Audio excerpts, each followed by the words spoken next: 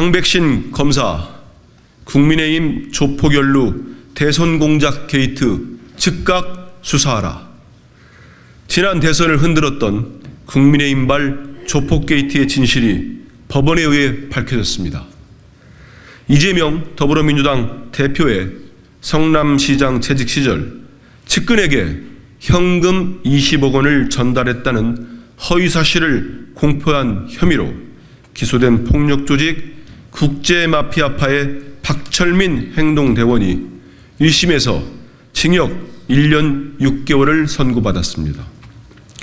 2021년 대선을 앞두고 박철민 씨는 해당 허위 주장을 장영하 변호사에게 전달했고 이후 10월 18일 장 변호사에게 전달받은 허위 주장을 기초로 국민의힘 김용판 의원은 행안위의 경기도 국정감사에서 만천하의 거짓을 사실로 둔갑시켜 공표했습니다. 이어 2022년 1월 23일 장영하 변호사와 인터뷰한 조선일보를 비롯해 보수 언론이 해당 허위 주장을 일방적으로 보도하며 허위 사실의 확대 재생산에 일조하였습니다. 즉 국민의힘과 보수 언론은 박철민의 허위 사실로 이재명 후보가 조폭과 연루되었다는 가짜뉴스를 만들어냈습니다. 대선 기간 내내 이재명 대표에게 조폭과 뇌물의 이미지를 더 씌워 이재명 대표와 더불어민주당의 명예를 끝없이 훼손한 것입니다.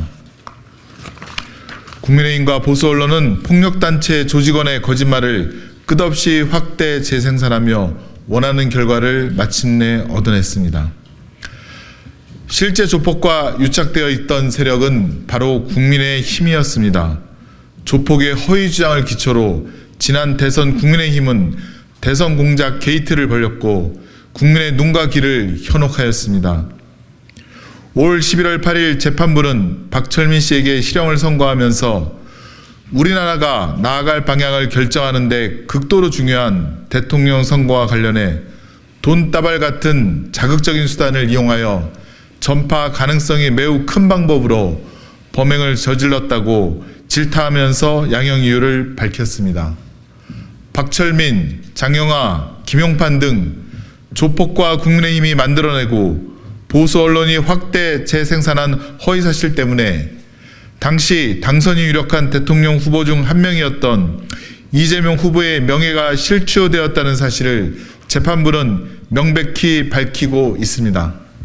현재 검찰은 각종 가짜뉴스로 지난 대선 당시 윤석열 대통령의 명예가 훼손되었다며 대선 개입 여론조작 특별수사팀까지 꾸려 경향신문, 뉴스버스, JTBC, 민주당 의원실 보좌관, 민주당 전문위원 등을 대상으로 무차별한 압수수색 등 전방위적인 수사를 진행하고 있습니다.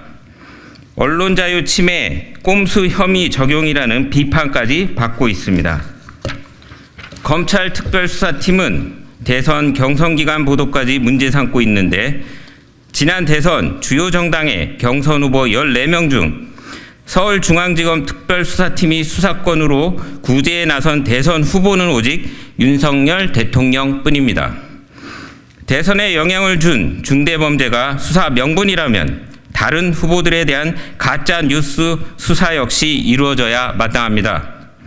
하지만 국민의힘과 조폭이 함께 내고 보수 언론이 확산시킨 이러한 치명적인 가짜 뉴스에 대해 대선 개입 여론조작 특별수사팀의 강백신 검사가 이재명 대표의 명예 회복을 위해 윤 대통령과 관련된 수사만큼이나 전방위적이고 헌신적인 수사를 해줄지 의문입니다.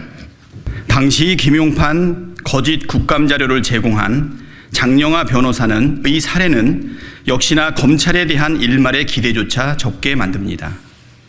집요한 기자회견을 통해 조폭 연루 허위 사실을 제기한 장영하 변호사는 우리 당에 의해 공직선거법상 허위사실 공표 혐의로 고발되었으나 검찰은 불기소 처분하였습니다.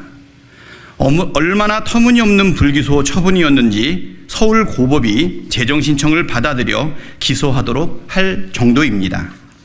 장영하 국민의힘 당협위원장, 김용판 국민의힘 국회의원 등이 조폭과 공모한 조폭 연루 가짜뉴스의 유포로 이재명 대표의 명예는 참담할 정도로 실추되었습니다. 많은 국민은 허위 사실로 인한 합리적인 선택을 방해받았습니다. 강백신을 비롯한 대선 개입 여론조작 특별수사팀은 해당 사건을 윤석열 대통령 명예훼손과 같은 기준으로 수사하여 진실을 명명백백하게 밝혀야 할 것입니다.